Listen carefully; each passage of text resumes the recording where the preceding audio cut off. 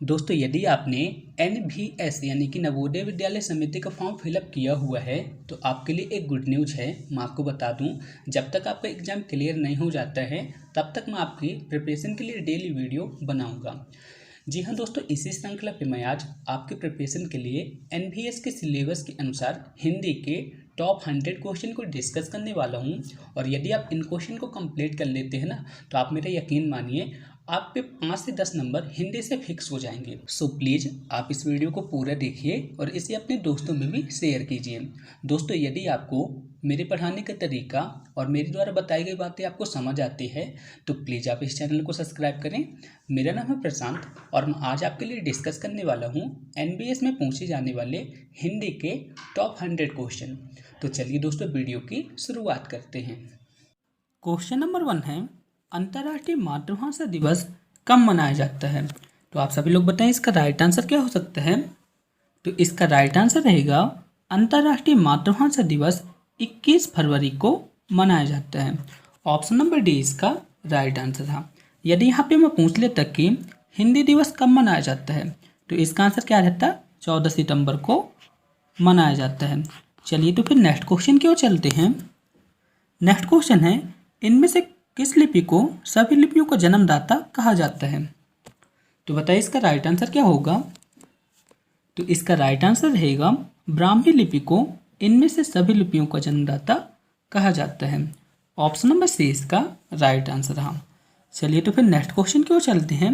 Next question है, भारत के राष्ट्रीय गीत गाने में कितना समय लगता है? तो आप सभी लोग बताएं इसका राइट आंसर क्या होगा। तो सबसे पहले आप सभी लोग का क्वेश्चन है कि भारत का राष्ट्रीय गीत क्या है? तो आप सभी लोग बताएं। तो इसका आंसर रहेगा भारत का राष्ट्रीय गीत है वंदे मातरम, जिसको गाने में कितना समय लगता है? 65 सेकंड की टाइमिंग लगती है। ऑप्शन नंबर ए इसका राइट आंसर रहा। चलिए तो फिर नेक्स्ट क्वेश्चन की ओर चलते हैं। नेक्स्ट क्वेश्चन है, राजभाषा आयोग के प्रथम अध्यक्ष कौन थे? आप सभी लोग सोचें और इसके आंसर को बताएं। हालांकि इसके आंसर को मैंने आपके साथ कई बार मेंशन किया है, सो आई होप आप सभी लोग इसके राइट आंसर देंगे। तो इसका राइट आंसर रहेगा राजभाषा आयोग के प्रथम अध्यक्ष थे BG Kher. Option number A इसका राइट आंसर रहा। चलिए नेक्स्ट क्वेश्चन की ओर चलते हैं। नेक्स्ट क्वेश्चन है, भारत का आइंस्टीन किसे कहा जाता है?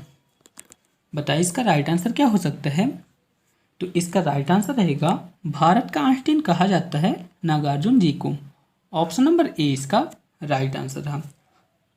आई रिपीट, भारत का आइंस्टीन किसे कहा जाता है? तो इसका राइट आंसर रहेगा नागार्जुन जी को भारत का आइंस्टीन कहा जाता है। ऑप्शन नंबर ए इसका राइट आंसर रहा। चलिए तो फिर नेक्स्ट क्वेश्चन की ओर चलते हैं। नेक्स्ट क्वेश्चन है, भारत की किस भाषा को इटालियन ऑफ द ईस्ट कहा जाता है? बताइए इसका राइट आंसर क्या होगा। बहुत ईजी क्वेश्चन है और इसका आंसर मैंने आपके साथ कई बार डिस्कस किया है। तो बताइए इसका राइट आंसर क्या होगा। तो इसका राइट आंसर रहेगा भारत की तेलुगु भाषा को इटालियन ऑफ द ईस्ट कहा जाता है। ऑप्शन नंबर ए इसका राइट आंसर रहा। चलिए तो फिर नेक्स्ट क्वेश्चन की ओर चलते हैं। नेक्स्ट क्वेश्चन है, हिंदी की प्रथम कहानी मानी जाती है। तो आप सभी लोग बताएं इसका राइट आंसर क्या हो सकता है। बहुत ही ज़्यादा इंपॉर्टेंट क्वेश्चन है। तो इसका राइट आंसर रहेगा हिंदी की प्रथम कहानी मानी जाती है इंदुमती कहानी को। ऑप्शन नंबर ए इसका राइट आंसर रहा। आई रिपीट, इंदुमती कहानी को हिंदी की प्रथम कहानी मानी जाती है। चलिए तो फिर नेक्स्ट क्वेश्चन की ओर चलते हैं। नेक्स्ट क्वेश्चन है, भारत के अलावा दुनिया का ऐसा कौन सा देश है जहाँ की राजभाषा हिंदी है? बताइए इसका राइट आंसर क्या होगा। तो इसका राइट आंसर रहेगा भारत के अलावा फिजी दुनिया का एक ऐसा देश है जहाँ की राजभाषा क्या है? हिंदी है। ऑप्शन नंबर ए इसका राइट आंसर रहेगा। चलिए तो फिर नेक्स्ट क्वेश्चन की ओर चलते हैं। नेक्स्ट क्वेश्चन है, भारत के राष्ट्रगान गाने में कितना समय लगता है? आप सभी लोग बताएं इसका राइट आंसर क्या हो सकता है। तो सबसे पहले आप सभी लोग से मेरा क्वेश्चन है, आप सभी लोग बताएंगे कि भारत का राष्ट्रगान क्या है। तो आप सभी लोग का जवाब रहेगा कि भारत का राष्ट्रगान है जनगण मन, जिसको गाने में कितना समय लगता है? 52 सेकेंड की टाइमिंग लगती है। ऑप्शन नंबर 20 का राइट आंसर रहा। दोस्तों आप सभी लोग से एक छोटा सा क्वेश्चन है जिसका आंसर आप सभी लोग कमेंट बॉक्स में बताएंगे। भारत के राष्ट्रगान की रचना किसने की थी? इसका आंसर आप हमें कमेंट बॉक्स में लिख के बताएंगे। चलिए तो फिर नेक्स्ट क्वेश्चन की ओर चलते हैं। नेक्स्ट क्वेश्चन है कन्नड़ भाषा के आदि कवि कौन थे। बहुत ही ज़्यादा इंपॉर्टेंट क्वेश्चन है। तो इसका राइट आंसर रहेगा कन्नड़ भाषा के आदि कवि थे पंपा। ऑप्शन नंबर बी इसका राइट आंसर रहा। चलिए नेक्स्ट क्वेश्चन की ओर चलते हैं। नेक्स्ट क्वेश्चन है रस के कितने अंग होते हैं। आप सभी लोग बताएं रस के कितने अंग होते हैं। तो इसका राइट आंसर रहेगा रस के 4 अंग होते हैं। तो आप सभी लोग पूछेंगे कौन कौन से 4 अंग होते हैं। तो इसका पहला आंसर रहेगा स्थायी भाव, दूसरा होता है संचारी भाव,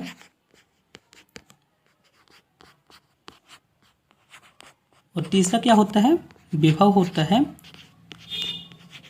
विभव, और चौथा होता है अनुभव।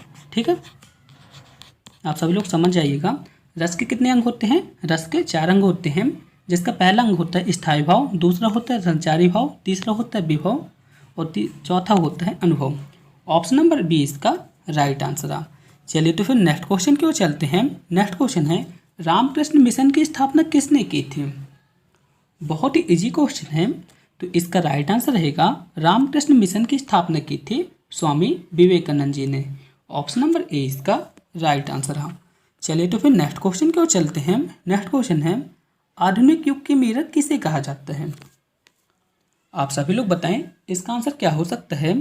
तो इसका राइट आंसर रहेगा आधुनिक युग की मीरा कहा जाता है महादेवी वर्मा जी को।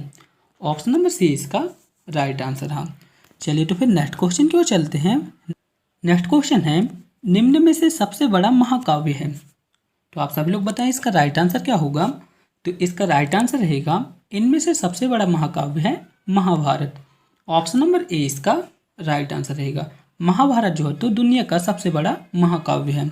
ऑप्शन नंबर ए इसका राइट आंसर रहा। चलिए तो फिर नेक्स्ट क्वेश्चन की ओर चलते हैं। नेक्स्ट क्वेश्चन है चिड़िया का बहुवचन क्या होगा। आप सभी लोग बताएं इसका राइट आंसर क्या होगा। तो इसका राइट आंसर रहेगा चिड़िया का बहुवचन होगा चिड़िया। ऑप्शन नंबर ए इसका राइट आंसर रहा। चलिए तो फिर नेक्स्ट क्वेश्चन की ओर चलते हैं। नेक्स्ट क्वेश्चन है कस्तूरी किसका पर्यायवाची है। तो आप सभी लोग बताएं इसका राइट आंसर क्या होगा। तो इसका राइट आंसर रहेगा कस्तूरी किसका पर्यायवाची है। तो इसका राइट आंसर रहेगा मृगमद का। ऑप्शन नंबर ए इसका राइट आंसर रहा। चलिए नेक्स्ट क्वेश्चन की ओर चलते हैं।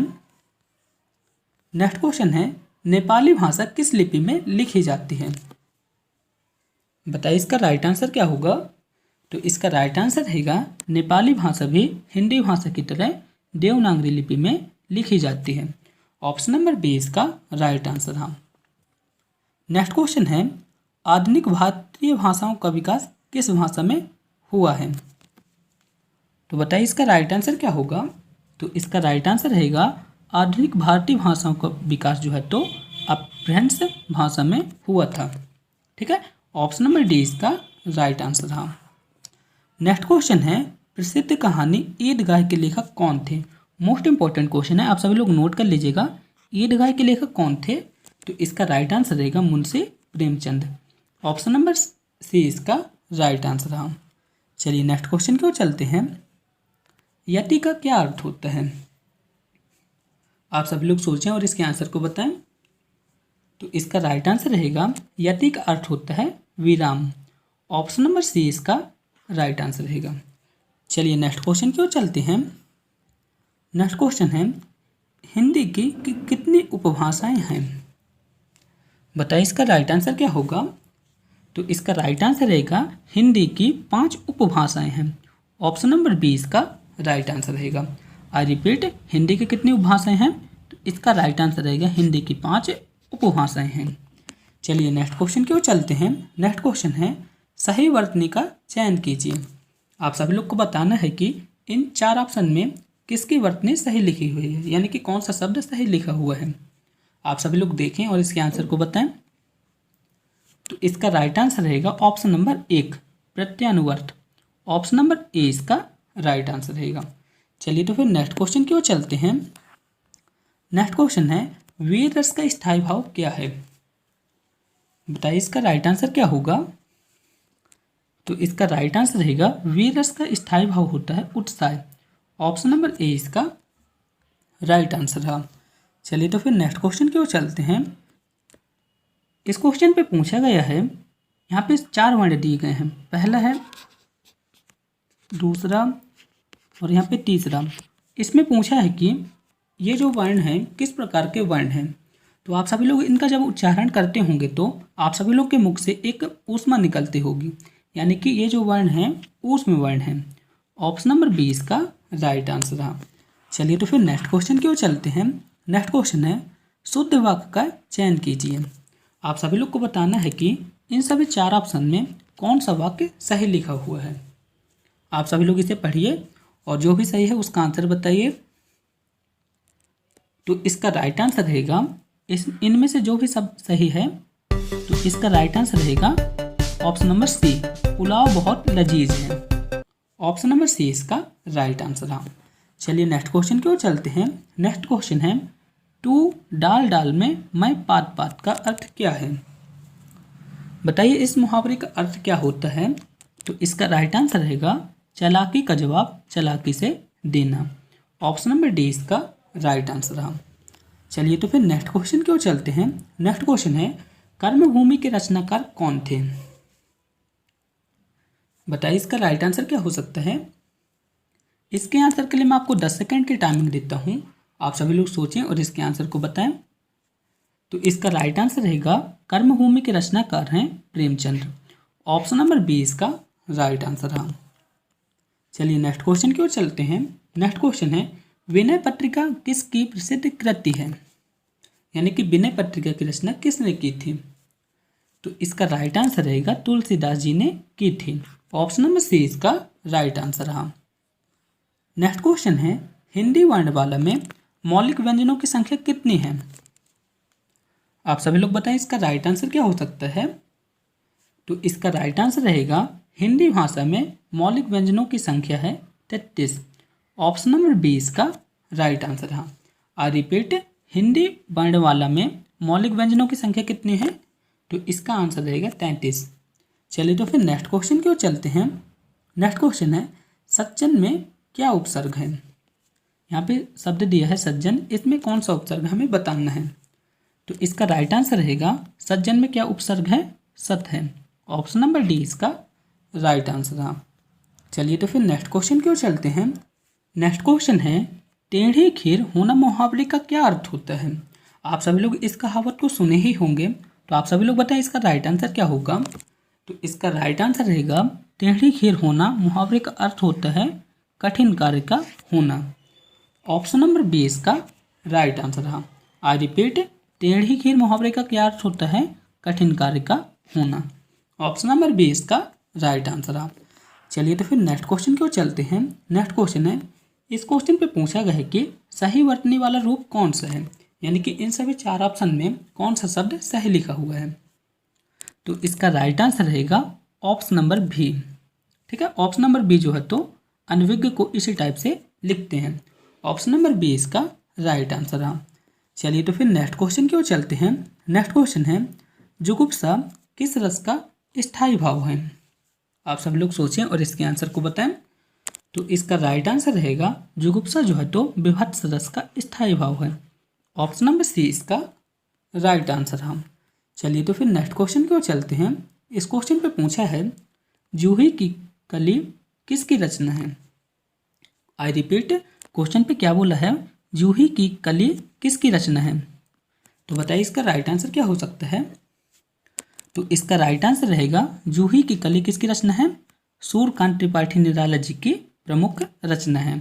ऑप्शन नंबर ए इसका राइट आंसर रहा।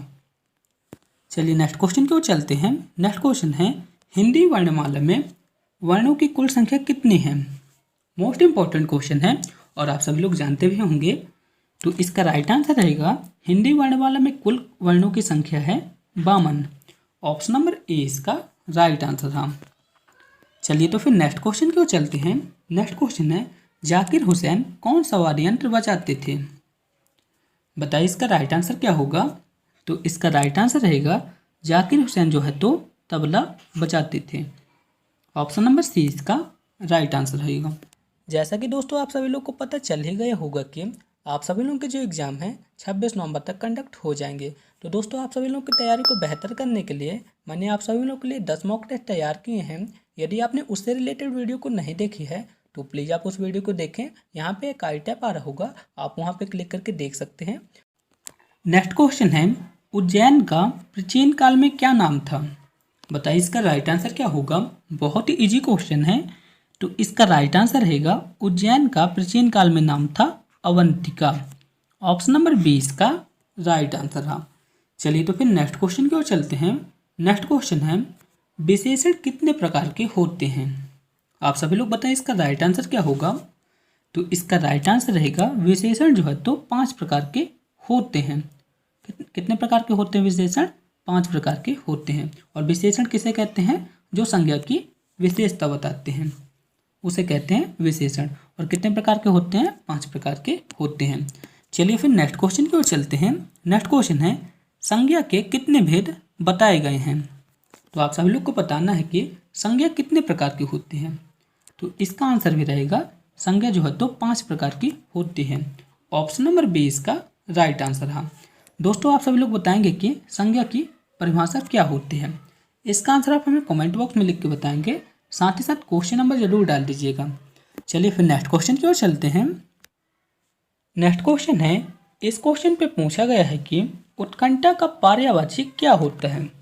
आप सभी लोग बताएं इसका राइट आंसर क्या होगा। तो इसका राइट आंसर रहेगा उत्कंठा का पर्यायवाची होता है लालसा। ऑप्शन नंबर ए इसका राइट आंसर रहा। आई रिपीट, उत्कंठा का पर्यायवाची क्या होता है? लालसा होता है। चलिए तो फिर नेक्स्ट क्वेश्चन की ओर चलते हैं। नेक्स्ट क्वेश्चन है, इस क्वेश्चन पे पूछा गया है कि मादन साल का किसका पर्यायवाची है? आप सभी लोग बताएं इसका राइट आंसर क्या होगा। तो इसका राइट आंसर रहेगा मादन साल का जो है तो कोयल का पर्यायवाची है। ऑप्शन नंबर 20 का राइट आंसर रहेगा। दोस्तों आप सभी लोग इस क्वेश्चन को नोट कर लीजिए, बहुत ही ज़्यादा इंपॉर्टेंट क्वेश्चन है। चलिए तो फिर नेक्स्ट क्वेश्चन की ओर चलते हैं। नेक्स्ट क्वेश्चन है, इस क्वेश्चन पे पूछा गया है कि अपनी गरज बावली लोकोक्ति का क्या सामान्य अर्थ होता है? यानी कि अपनी गरज बावली लोकोक्ति का क्या अर्थ है?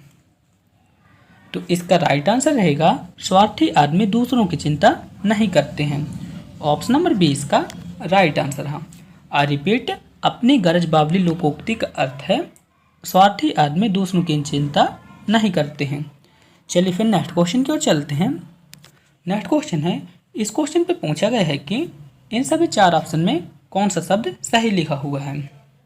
तो आप सब लोग देखें और इसके आंसर को बताएं। तो इसका राइट आंसर रहेगा ऑप्शन नंबर ए, पलवन को इसी टाइप से लिखते हैं। चलिए फिर नेक्स्ट क्वेश्चन की ओर चलते हैं। नेक्स्ट क्वेश्चन पे पूछा गया है कि मधुशाला किसकी रचना है? आप सभी लोग सोचें और इसके आंसर को बताएं। हालांकि इसके आंसर को मैंने कई बार डिस्कस किया है, सो आई होप आप सभी लोग इसके आंसर को राइट देंगे। तो इसका राइट आंसर रहेगा मधुशाला किसकी रचना है? हरिवंश राय बच्चन जी की प्रमुख रचना है। ऑप्शन नंबर 20 का राइट आंसर रहा। चलिए तो फिर नेक्स्ट क्वेश्चन की ओर चलते हैं। नेक्स्ट क्वेश्चन है, अपहरण में उपसर्ग क्या है? आप सभी लोग को बताना है कि अपहरण शब्द में क्या उपसर्ग है। तो इसका राइट आंसर रहेगा अपहरण शब्द में उपसर्ग है अप। ठीक है, ऑप्शन नंबर सी इसका राइट आंसर रहा। चलिए तो फिर नेक्स्ट क्वेश्चन की ओर चलते हैं। नेक्स्ट क्वेश्चन है, छंद मुख्यतः कितने प्रकार के होते हैं? हमें बताना है यहाँ पे कि छंद कितने प्रकार के होते हैं। तो मैं आपको बता दूं, छंद 2 प्रकार के होते हैं। पहला मात्रिक छंद और दूसरा होता है वाणिक छंद। पहला क्या होता है? मात्रिक छंद और दूसरा होता है वाणिक छंद। यानी कि ऑप्शन नंबर 20 का राइट आंसर रहा। चलिए तो फिर नेक्स्ट क्वेश्चन की ओर चलते हैं। नेक्स्ट क्वेश्चन है, मानसून शब्द की उत्पत्ति किस भाषा से हुई है? बताइए इसका राइट आंसर क्या होगा। तो इसका राइट आंसर रहेगा मानसून शब्द की उत्पत्ति हुई है अरबी भाषा से। ऑप्शन नंबर ए इसका राइट आंसर रहा। नेक्स्ट क्वेश्चन है, इस क्वेश्चन पे पूछा गया है कि आधुनिक युग का तुलसीदास किसे कहा जाता है? आप सभी लोग बताएं इसका राइट आंसर क्या होगा। तो इसका राइट आंसर रहेगा आधुनिक युग का तुलसीदास कहा जाता है मैथिली शरण गुप्त जी को। ऑप्शन नंबर डी इसका राइट आंसर रहा। आई रिपीट, आधुनिक युग का तुलसीदास किसे कहा जाता है? तो इसका राइट आंसर रहेगा मैथिली शरण गुप्त जी को कहा जाता है। दोस्तों यहाँ पे मिस प्रिंट हो गए तो आप सभी लोग इसे इग्नोर कर दीजिएगा। चलिए फिर नेक्स्ट क्वेश्चन की ओर चलते हैं। नेक्स्ट क्वेश्चन है, प्रथम हिंदी सभा सम्मेलन कहाँ पर हुआ था? बहुत ही ज़्यादा इंपॉर्टेंट क्वेश्चन है। तो इसका राइट आंसर रहेगा, प्रथम हिंदी सभा सम्मेलन जो हुआ था नागपुर में हुआ था। ऑप्शन नंबर ए इसका राइट आंसर है। दोस्तों यह वीडियो मैंने काफ़ी मेहनत से बनाई है, इसलिए मेरी मेहनत को सक्सेस करने के लिए प्लीज़ आप इस वीडियो को लाइक कर दें ताकि मुझे मोटिवेशन मिल सके और मैं आपके लिए ऐसे वीडियो प्रोवाइड करूं जिससे आपकी तैयारी बेहतर हो सके। सो प्लीज़ आप इस वीडियो को लाइक कर दीजिए। चलिए तो फिर नेक्स्ट क्वेश्चन की ओर चलते हैं। नेक्स्ट क्वेश्चन है, किस रस को सर्वश्रेष्ठ माना गया है? आप सभी लोग बताएं किस रस को सर्वश्रेष्ठ माना गया है? तो इसका राइट आंसर रहेगा, श्रृंगार रस को सर्वश्रेष्ठ माना गया है। ऑप्शन नंबर डी इसका राइट आंसर है। आई रिपीट, श्रृंगार रस को सर्वश्रेष्ठ माना गया है। चलिए नेक्स्ट क्वेश्चन की ओर चलते हैं। नेक्स्ट क्वेश्चन है, CIEFL का मुख्यालय कहाँ पे स्थित है? तो आप सभी लोग को सबसे पहला क्वेश्चन रहेगा कि CIEFL का फुल फॉर्म क्या होता है? तो मैं आपको बता दूं, CIEFL का फुल फॉर्म होता है central institute English and foreign language. I repeat, central institute English and foreign language. ठीक है, जिसका मुख्यालय कहाँ पे स्थित है? हैदराबाद में स्थित है। ऑप्शन नंबर डी इसका राइट आंसर है। चलिए तो फिर नेक्स्ट क्वेश्चन की ओर चलते हैं। नेक्स्ट क्वेश्चन है, बोली में क्या प्रत्यय है? तो बोली में प्रत्यय है ई। ऑप्शन नंबर डी इसका राइट आंसर रहेगा। प्रत्यय जो होते हैं तो किसी भी शब्द के लास्ट में जोड़े जाते हैं। चलिए नेक्स्ट क्वेश्चन की ओर चलते हैं। नेक्स्ट क्वेश्चन है, दांत पीसना मुहावरे का क्या अर्थ होता है? आप सभी लोग बताएं इसका राइट आंसर क्या होगा? तो इसका राइट आंसर रहेगा, दांत पीसने मुहावरे का अर्थ होता है अत्यधिक क्रोध प्रकट करना। ऑप्शन नंबर बी इसका राइट आंसर है। आई रिपीट, दांत पीसने मुहावरे का क्या अर्थ होता है? अत्यधिक क्रोध प्रकट करना। चलिए फिर नेक्स्ट क्वेश्चन की ओर चलते हैं। नेक्स्ट क्वेश्चन है, सही वर्तनी वाला रूप है। आप सभी लोग को बताना है इन सभी चार ऑप्शन में कौन सा शब्द सही लिखा हुआ है। तो इसका आंसर रहेगा ऑप्शन नंबर ए। आप सभी लोग मिला लीजिएगा, ऑप्शन नंबर ए इसका राइट आंसर रहेगा। चलिए तो फिर नेक्स्ट क्वेश्चन की ओर चलते हैं। नेक्स्ट क्वेश्चन है, आलोचना का पर्यायवाची क्या है? आप सभी लोग बताएं इसका राइट आंसर क्या होगा? तो इसका राइट आंसर रहेगा, आलोचना का पर्यायवाची होता है सुलोचना। ऑप्शन नंबर डी इसका राइट आंसर है। चलिए तो फिर नेक्स्ट क्वेश्चन की ओर चलते हैं। नेक्स्ट क्वेश्चन है, अपहरण में उपसर्ग क्या है? तो इसका राइट आंसर रहेगा, अपहरण में उपसर्ग है अप। ऑप्शन नंबर सी इसका राइट आंसर है। नेक्स्ट क्वेश्चन है, शांत रस का स्थायी भाव क्या होता है? आप सभी लोग को बताना है कि शांत रस का स्थायी भाव क्या होता है। तो आप सभी लोग का आंसर रहेगा, शांत रस का स्थायी भाव होता है निर्वेद।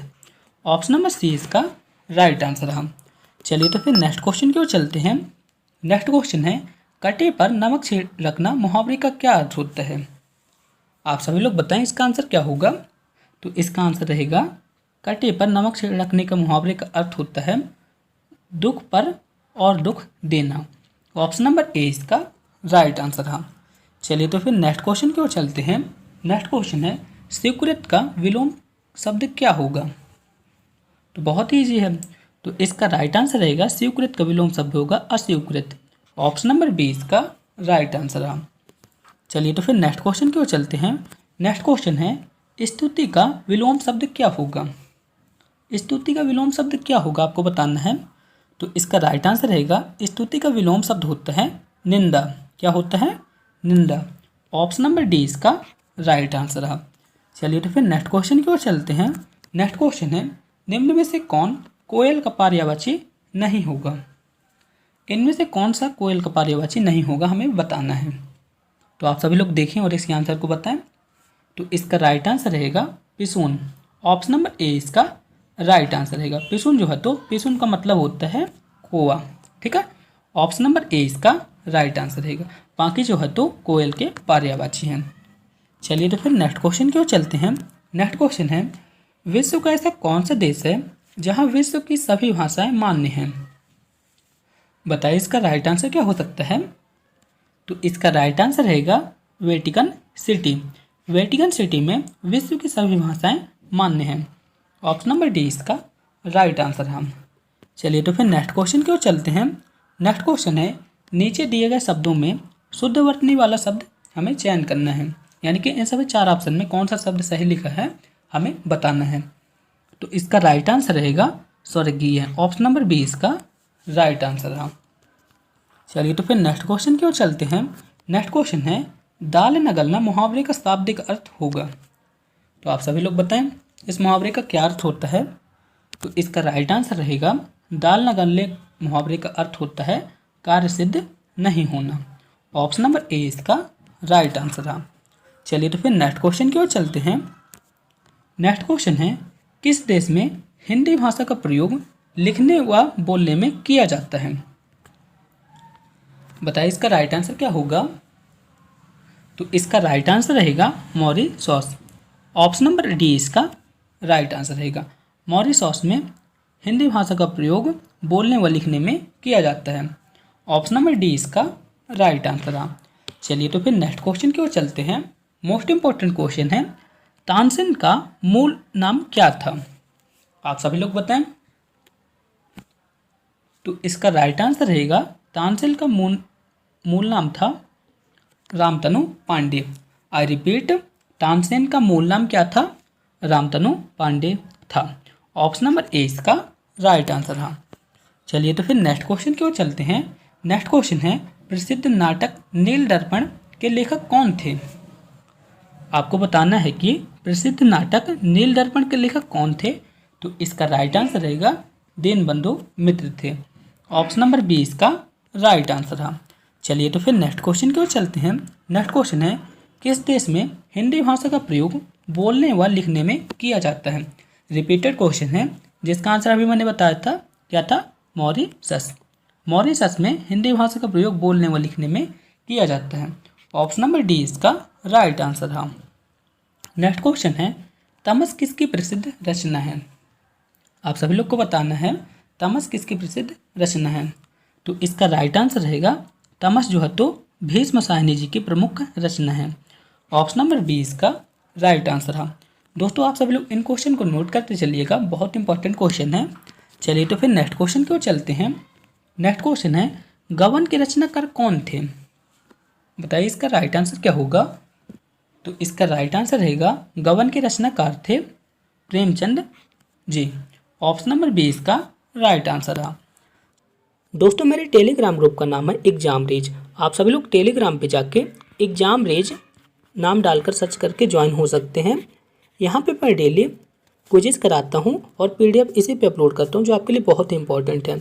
सो प्लीज़ जाइए और इस ग्रुप से ज्वाइन हो जाइए, आपके लिए बहुत इंपॉर्टेंट है।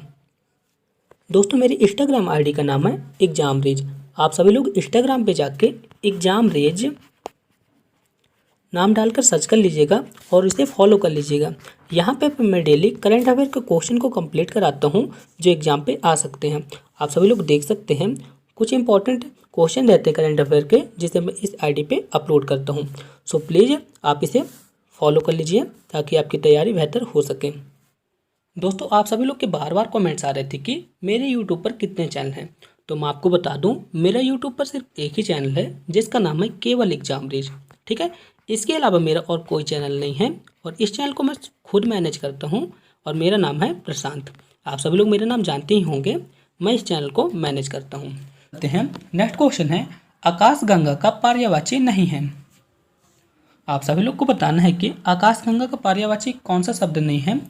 तो इसका राइट आंसर रहेगा अंग नहीं है। बाकी जो ये शब्द लिखे हैं सभी आकाशगंगा के पर्यायवाची हैं। ऑप्शन नंबर ए इसका राइट आंसर है। चलिए तो फिर नेक्स्ट क्वेश्चन की ओर चलते हैं। नेक्स्ट क्वेश्चन है, छाती पर मूंग डलने का क्या अर्थ है। एक तरह से एक मुहावरा है, तो आपको बताना है छाती पर मूंग डलने मुहावरे का क्या अर्थ होता है। तो इसका राइट आंसर रहेगा समीप रहकर दुख देना। क्या होगा, समीप रहते हुए दुख देना। ऑप्शन नंबर ए इसका राइट आंसर है। चलिए तो फिर नेक्स्ट क्वेश्चन की ओर चलते हैं। नेक्स्ट क्वेश्चन है, सही वर्तनी वाला रूप है। आप सभी लोग देखें और इसके आंसर को बताएं। तो इसका राइट आंसर रहेगा उपर्युक्त। ऑप्शन नंबर ए इसका राइट आंसर रहेगा। उपर्युक्त को हमेशा इसी टाइप से लिखते हैं। चलिए तो फिर नेक्स्ट क्वेश्चन की ओर चलते हैं। इस क्वेश्चन पे पूछा गया है कि निम्नलिखित में से किस शहर में निवाड़ी भाषा बोली जाती है। बताइए इसका राइट आंसर क्या होगा। तो इसका राइट आंसर रहेगा खरगोन, खंडवा, बड़वानी, यानी कि इन सभी स्थानों पे निमाड़ी भाषा बोली जाती है। ऑप्शन नंबर डी इसका राइट आंसर है। चलिए तो फिर नेक्स्ट क्वेश्चन की ओर चलते हैं। नेक्स्ट क्वेश्चन है झांसी की रानी के रचनाकार कौन थे। झांसी की रानी एक प्रमुख रचना है जिसके रचनाकार थे सुभद्रा कुमारी चौहान जी थी। ऑप्शन नंबर बी इसका राइट आंसर है। आई रिपीट, झांसी की रानी की रचना किसने की थी। तो इसका राइट आंसर रहेगा सुभद्रा कुमारी चौहान जी ने किया था। चलिए नेक्स्ट क्वेश्चन की ओर चलते हैं। नेक्स्ट क्वेश्चन है कादम्बरी किसकी प्रमुख रचना है। आप सभी लोग को बताना है कि कादम्बरी किसकी प्रमुख रचना है। तो इसका राइट आंसर रहेगा बाणभट्ट जी की प्रमुख रचना है। नेक्स्ट क्वेश्चन है, इस क्वेश्चन पे पूछा गया है कि माई एक्सपीरियंस विथ ट्रुथ की रचना किसने की थी। आप सभी लोग बताएं इसका राइट आंसर क्या हो सकता है। बहुत ही इजी क्वेश्चन है और आप सभी लोग इसका राइट आंसर देंगे, मुझे पूरी उम्मीद है। तो इसका राइट आंसर रहेगा महात्मा गांधी जी ने की थी। ऑप्शन नंबर ए इसका राइट आंसर है। चलिए तो फिर नेक्स्ट क्वेश्चन की ओर चलते हैं। रिपीटेड क्वेश्चन है, वीर रस का स्थायी भाव क्या है। मैंने बताया था वीर रस का स्थायी भाव होता है उत्साह। चलिए तो फिर नेक्स्ट क्वेश्चन की ओर चलते हैं। नेक्स्ट क्वेश्चन है दूध का दूध पानी का पानी होने का क्या अर्थ होता है। तो इसका राइट आंसर रहेगा सही न्याय होना। आई रिपीट, दूध का दूध पानी का पानी मुहावरे का शाब्दिक अर्थ होता है सही न्याय का मिलना। चलिए तो फिर नेक्स्ट क्वेश्चन की ओर चलते हैं। नेक्स्ट क्वेश्चन है सही शब्द का चयन कीजिए, यानी कि इन सभी चार ऑप्शन में कौन सा शब्द सही लिखा हुआ है हमें बताना है। तो इसका राइट आंसर रहेगा ऑप्शन नंबर ए। चलिए तो फिर नेक्स्ट क्वेश्चन की ओर चलते हैं। नेक्स्ट क्वेश्चन है सृजन का विलोम शब्द क्या होगा। तो सृजन मतलब होता है निर्माण करना और निर्माण का विपरीत क्या होगा, नाश करना यानी कि नष्ट करना। ऑप्शन नंबर डी इसका राइट आंसर है।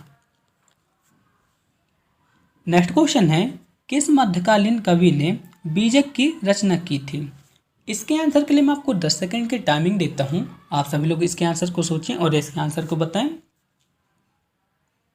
आई होप आप सभी लोग इसके आंसर को सही दिए होंगे। इसका आंसर रहेगा Kabirdas ji. Option number A इसका राइट आंसर है। चलिए तो फिर नेक्स्ट क्वेश्चन की ओर चलते हैं।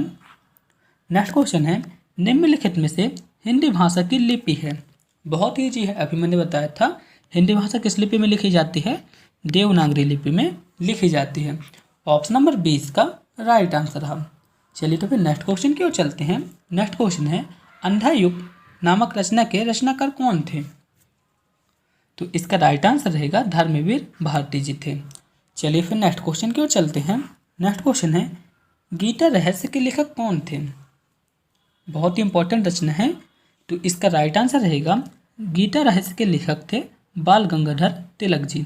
ऑप्शन नंबर ए इसका राइट आंसर है। नेक्स्ट क्वेश्चन है इस क्वेश्चन पे पूछा गया है कि प्रसिद्ध कमानी एक कृत है, यानी कि कमानी क्या है। तो आप सभी लोग को पता होगा कि कमानी एक महाकाव्य है। ऑप्शन नंबर ए इसका राइट आंसर है। चलिए तो फिर नेक्स्ट क्वेश्चन की ओर चलते हैं। नेक्स्ट क्वेश्चन है कृतज्ञ शब्द का विलोम शब्द क्या होगा। कृतज्ञ शब्द का विलोम शब्द क्या होगा। तो इसका राइट आंसर रहेगा कृतज्ञ। ऑप्शन नंबर ए इसका राइट आंसर है। चलिए तो फिर नेक्स्ट क्वेश्चन की ओर चलते हैं। नेक्स्ट क्वेश्चन है सही वर्तनी वाला रूप है, यानी कि इन सभी चार ऑप्शन में किसकी वर्तनी सही लिखी हुई है। तो ऑप्शन नंबर ए इसका राइट आंसर है। चलिए तो नेक्स्ट क्वेश्चन की ओर चलते हैं। नेक्स्ट क्वेश्चन है काव्य शास्त्रों ने रसों की कितनी संख्या मानी है। तो आप सभी लोग को पता होगा कि काव्य शास्त्रों में रसों की संख्या मानी गई है 10। हालांकि 9 मानी गई थी, लेकिन वात्सल रस को ऐड कर दिया गया है, इसलिए 10 मानी जाने लगी है। ऑप्शन नंबर डी इसका राइट आंसर है। चलिए तो फिर नेक्स्ट क्वेश्चन की ओर चलते हैं। नेक्स्ट क्वेश्चन थोड़ा सा कठिन है लेकिन इम्पॉर्टेंट है। आपको बताना है कि कफन किस विधा में लिखी गई रचना है। तो आप सभी लोग को पता होगा कि कफन एक कहानी है। ऑप्शन नंबर ए इसका राइट आंसर है, जिसके रचनाकार कौन थे, मुंशी प्रेमचंद जी थे। चलिए तो फिर नेक्स्ट क्वेश्चन की ओर चलते हैं। नेक्स्ट क्वेश्चन है जंगल में लगने वाली आग को क्या कहा जाता है। आप सभी लोग बताएं। तो इसका राइट आंसर रहेगा जंगल में लगने वाली आग को कहा जाता है दावा नल। ऑप्शन नंबर ए इसका राइट आंसर है। यदि मैं यहाँ पे पूछ लेता कि समुद्र में लगने वाली आग को क्या कहा जाता है, तो इसका राइट आंसर रहता बड़वा नाल। तो यहाँ पे क्या पूछा है, जंगल में लगने वाली आग को क्या कहते हैं, तो इसका राइट आंसर रहेगा दावा नाल। चलिए तो फिर नेक्स्ट क्वेश्चन की ओर चलते हैं। नेक्स्ट क्वेश्चन है आग उगलना एक क्या है, लोकोक्ति है, मुहावरा है या फिर शब्द है। तो आपका आंसर रहेगा आग उगलना एक मुहावरा है। चलिए तो फिर नेक्स्ट क्वेश्चन है। इस क्वेश्चन पे पूछा गया है कि सूरदास जी के गुरु का नाम क्या था। बहुत ही सिंपल क्वेश्चन है।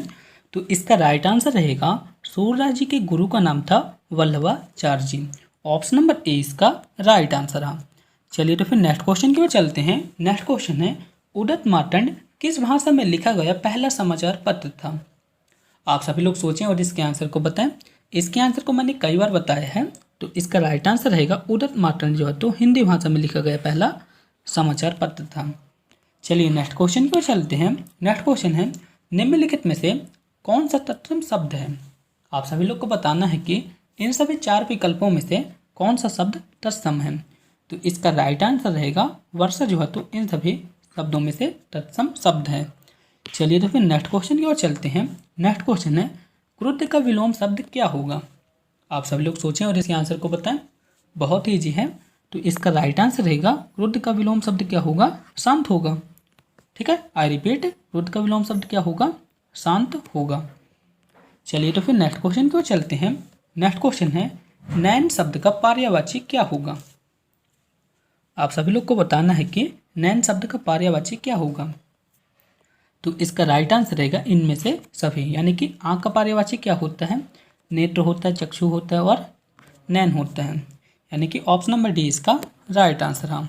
चलिए नेक्स्ट क्वेश्चन की ओर चलते हैं। नेक्स्ट क्वेश्चन है निम्न में से कौन शब्द शुद्ध लिखा हुआ है, यानी कि इन सभी 4 ऑप्शन में से कौन सा शब्द सही लिखा हुआ है। तो आप सभी लोग देखिए और इसके आंसर को बताइए। तो इसका राइट आंसर रहेगा इनमें से संपूर्ण जो है तो इस टाइप से लिखा जाता है। ठीक है, ऑप्शन नंबर ए इसका राइट आंसर है। दोस्तों अगर आपको इस वीडियो का PDF प्राप्त करना है तो आप हमारे टेलीग्राम ग्रुप से जुड़ सकते हैं। लिंक मैंने इस वीडियो के डिस्क्रिप्शन में दे दी है, आप वहां से जाके इस वीडियो का PDF प्राप्त कर सकते हैं।